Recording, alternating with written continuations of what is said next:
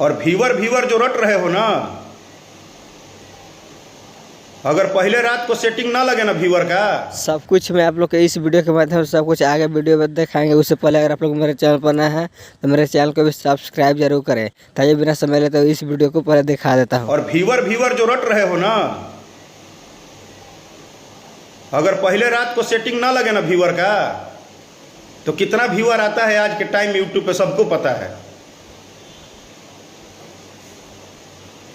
लेकिन नहीं मुंह खोल सकता हूं क्योंकि एक तरीका है, हर चीज का अपना अपना काम है, बिजनेस है, तरीका है किस तरह से आदमी जो जैसे मेहनत करता है भगवान सबको सफलता दे।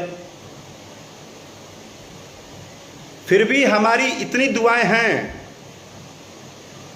कि आप मेरा निगेटिव बोलिए चाहे जो बोलना है हमारे विषय में बोलिए।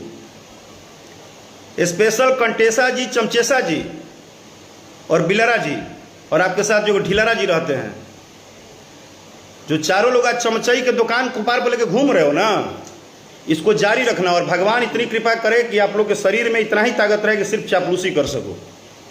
आगे मेहनत के बारे में मत सोचना, क्योंकि आप लोग के साथ आपके जुबान से अच्छी बात और मेहनत दोनों शोभा नहीं देता है।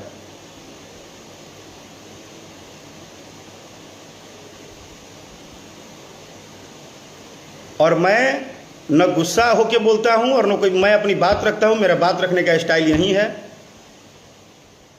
मेरा सिर्फ लाइव आने का इतना